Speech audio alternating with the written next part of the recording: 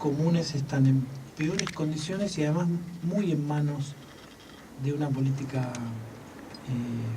¿cómo se llamaría eso? Perversa, de parte que encabeza Casal, ¿no? Bueno, después pero yo me lo pensaba cuando lo leía a Berbisky hoy, como para pensar la política argentina, ¿no?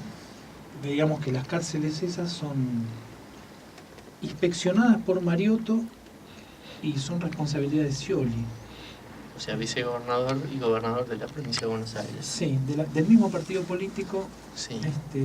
Y los dos en que apuestan Cristina presidente, ¿no? Es extraño, sí, pero esa nota da para pensar bastante. Sí. Después lo ampliamos un poquito. Ahora, disculpame, te interrumpí la presentación que estabas haciendo de nuestro invitado. Bueno. Lo conociste en la cárcel. Sí, abogado. Saliste a la fama con el tema Garzón. Ahí te hiciste famoso. Apareciste en los diarios.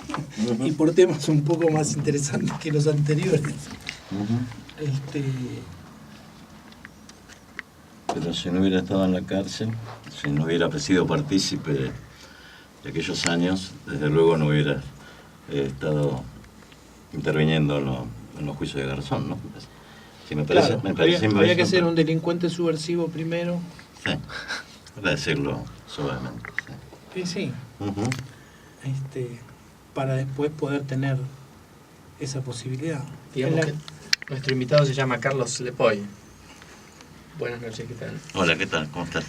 Y vos formás parte entonces de los equipos de abogados de Garzón. ¿Cómo es la cosa exactamente? ¿Cómo funciona? Bueno, en realidad esto fue los juicios de Garzón en relación con los crímenes cometidos en nuestro país y en Chile, fundamentalmente. Luego se extendieron ya a todos los países que integraron el Plan Cóndor, a los responsables de todos esos países.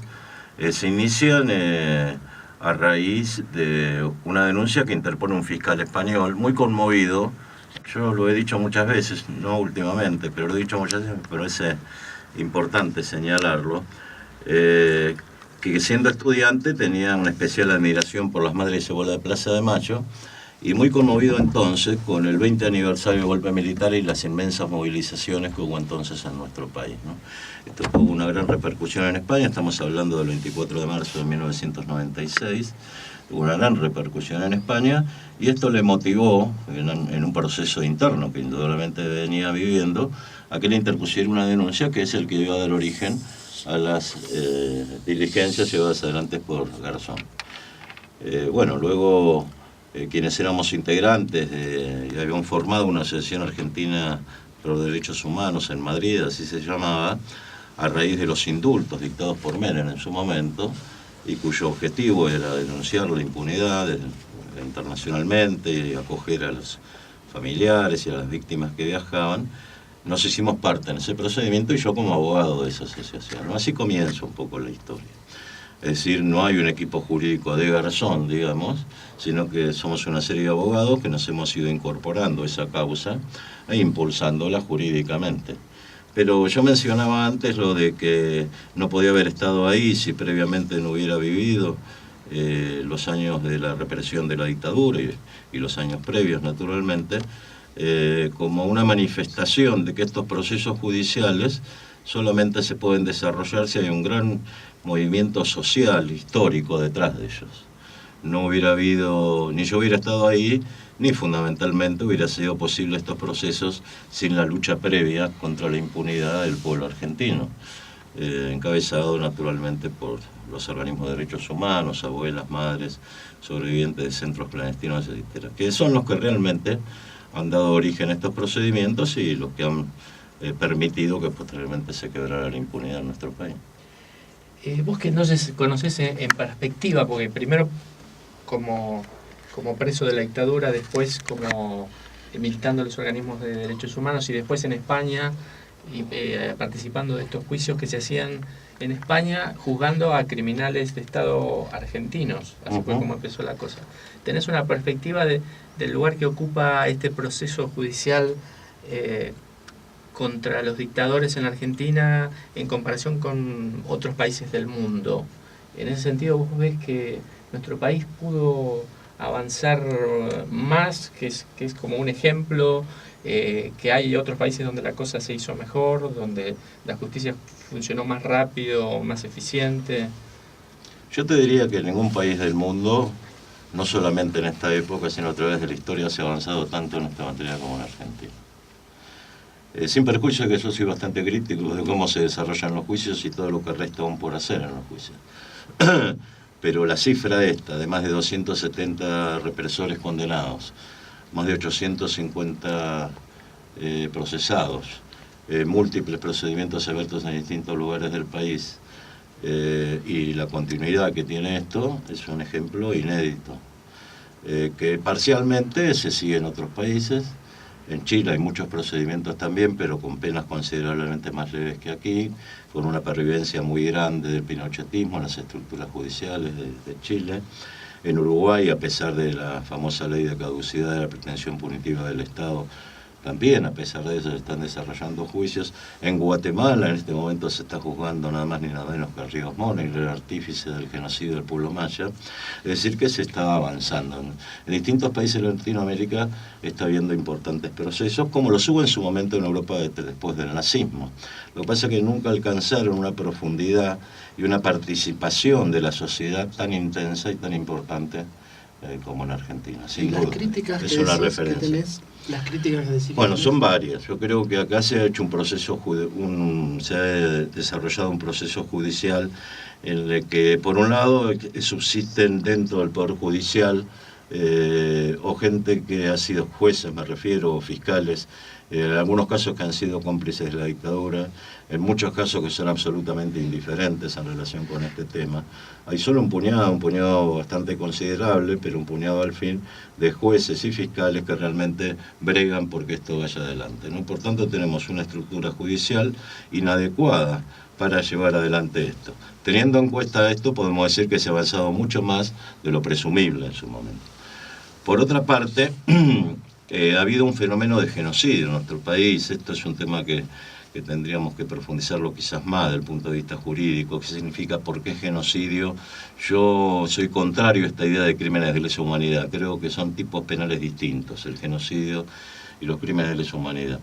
Lo cierto es que cualquiera sea la calificación que se les dé, si se juzga individualmente a determinados represores o se juzga a unos pocos y en relación con unas pocas víctimas en múltiples procesos, se pierde la dimensión de lo que fue un plan criminal perfectamente orquestado en todo el país.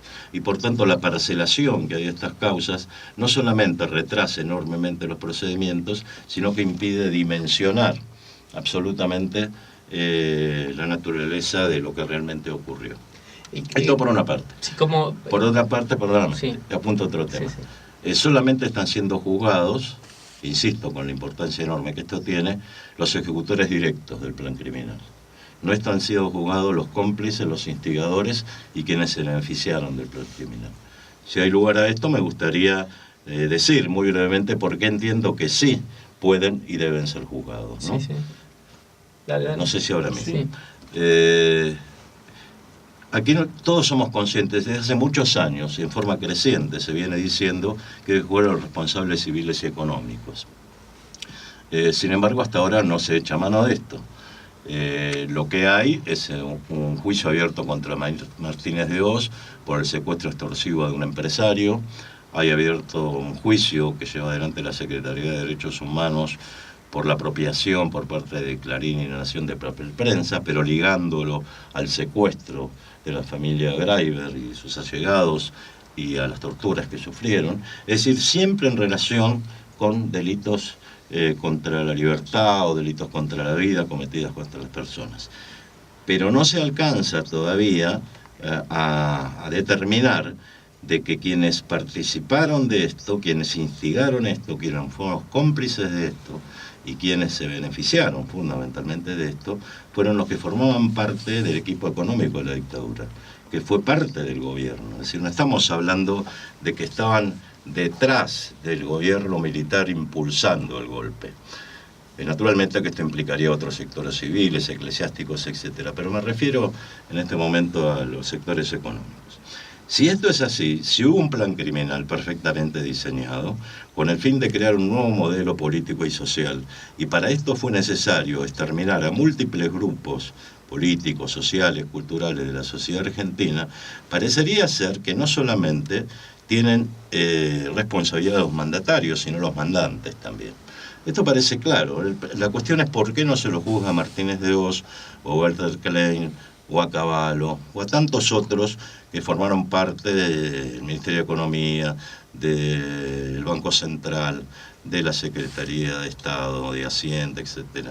Y que a la vez pertenecían a distintas empresas que se beneficiaron de estos crímenes. Y cuando hablamos de la legitimidad de la deuda externa, cuando hablamos de los adeudos privados convertidos en deuda pública, cuando hablamos de la venta a precio vil de las empresas del Estado, de la descapitalización de las empresas del Estado, estamos hablando de personas concretas que hicieron algo concreto. Pues bien, en este marco hubo una sentencia muy famosa en su momento, que fue llevada adelante por un militante peronista muy conocido, con una extraordinaria trayectoria, Alejandro Olmos, que dio origen a una sentencia del juez Ballesteros en el año 2000, en el que dijo que efectivamente Martínez de Hoz, que era el que estaba imputado en esa ocasión, era el único imputado, efectivamente había sido partícipe de un plan que había puesto de rodillas a la nación argentina, detallando mucho más que lo que yo lo he hecho ahora, los diversos delitos que se habían cometido, pero diciendo que, dado el tiempo transcurrido, eran imprescriptibles. Estamos hablando del año 2000, es decir, un año antes de que el primer juez argentino declarara la imprescriptibilidad de estos crímenes y la inconstitucionalidad de las leyes de punto final de evidencia de vida. A esto le siguió después sentencias o resolución a distintos juzgados,